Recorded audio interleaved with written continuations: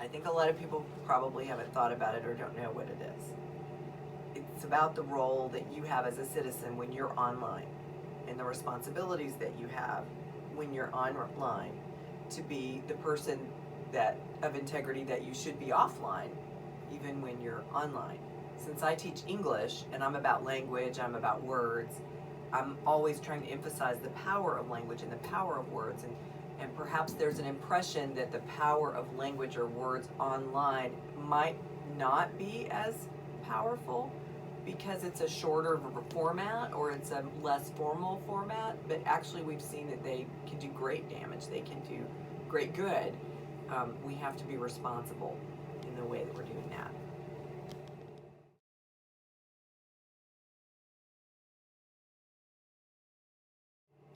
So I'm kind of thinking about this through two lenses. One lens is the teacher lens and one lens is the parent lens. So from the teacher lens, if you've invited your students into an online environment, you have a responsibility to protect them from anything you would protect them from when you're in a physical environment. So if there's something that is too mature for them, that would be burdensome for them to know, that would put their information out to an audience that should not have it, right? Those are things you wouldn't do in a physical situation. You shouldn't do those in an online situation either. As a parent, I would be really uncomfortable if a teacher is allowing my student an online venue that would then have access to other things as well. Like maybe they open up a software program, but the general website is also open to my kindergartner during that activity. And so I don't want my kindergartner to have access to the general Google of Earth. So I'm not comfortable with that. So the teacher has a responsibility to understand the software that he or she is using and what access that is giving to other venues.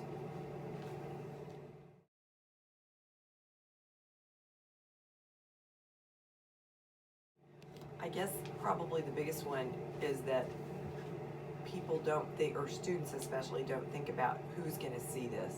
They have this perception that it's a really limited audience. And is that because maybe you're in a small space when you do it and you don't think anybody's seeing you posting it, so maybe they're not seeing it on the big, a larger audience? But for instance, we're dealing this week with digital responsibility in the case of this upcoming football game that's coming up. And students are posting things, and I feel like they are thinking, well, my parents or my teachers or my grandparents can't see that. And of course they can. And the news is taking those off of these social media venues and popping them up to embarrass all of us. I know from the college perspective only, we have to prep our student teachers really carefully to go back and look at your social media and make sure that you don't have anything that students could pull off of there and use, because they will. And so, or misinterpret even. And so I think there's a misconception about how many or how few eyes are going to read or see the words or the pictures that you're putting there, and how that could be construed. I think the second misconception is probably how the audience is going to take it, because you've got to communicate tone, whether it's a joke or not, through whatever it is that you're posting. And it's hard to do that.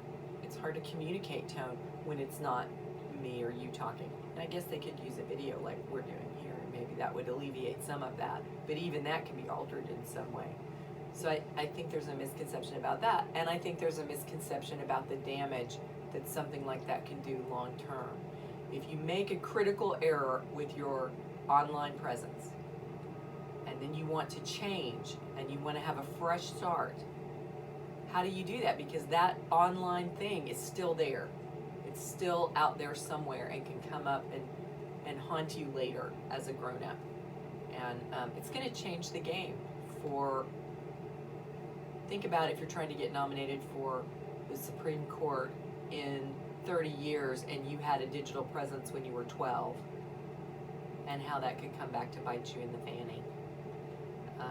Yeah, it's going to change the game, I think.